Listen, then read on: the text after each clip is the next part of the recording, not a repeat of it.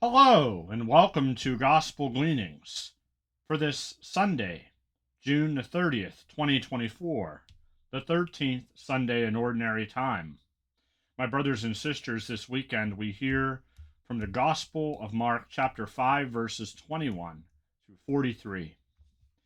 When Jesus had crossed again in the boat to the other side, a large crowd gathered around him, and he stayed close to the sea.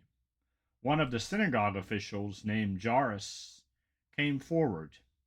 Seeing him, he fell at his feet and pleaded earnestly with him, saying, "My daughter is at the point of death.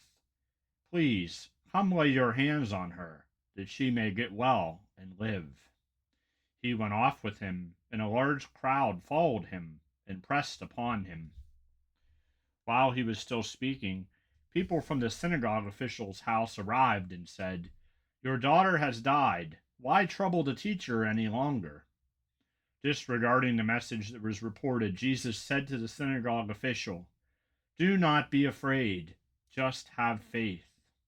He did not allow anyone to accompany him inside, except Peter, James, and John, the brother of James.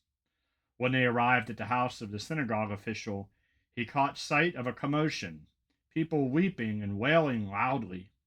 So he went in and said to them, "Why this commotion and weeping? The child is not dead, but asleep." And they ridiculed him. Then he put them all out. He took along the child's father and mother, and those who were with him, and entered the room where the child was. He took the child by the hand and said to her, "Talitha cum," which means, "Little girl, I say to you, arise."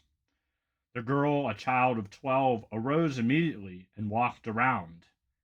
At that, they were utterly astounded.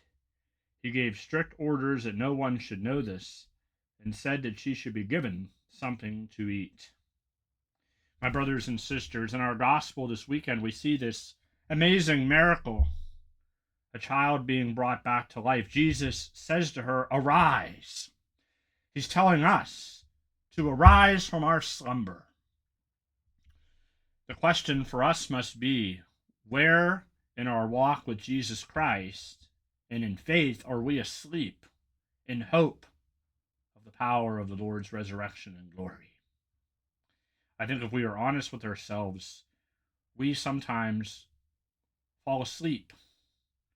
We are unaware of the Lord's mercy in the sacrament of penance. We are unaware that Christ can do anything.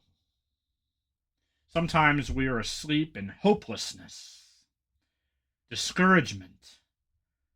Perhaps we resign ourselves to despair. The good news, my brothers and sisters, is if we allow Christ into that situation, if we make an act of hope, an act of faith, and say, "Lord, I trust in you," and we give Christ permission to act in our lives, he will come and he will act accordingly, in his own way, will, and time. So therefore, the invitation I have for everyone watching is to not despair, to not be discouraged, to not be afraid, as we heard in last week's gospel. Why are we afraid? We have a God that can do all things. We have a faith that can move mountains.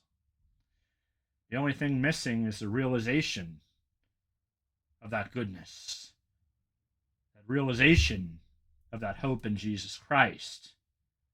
To pray bold and big prayers, trusting in the Lord's divine providential care. Do we do this, my brothers and sisters? If we don't, I recommend that we begin. The good news is that today is a new day. May we make an act of faith and hope in our Lord Jesus Christ. Pray in communion with him, in relationship with him, in anticipation of that great day that we walk with him in eternity. Thank you, and have a wonderful weekend.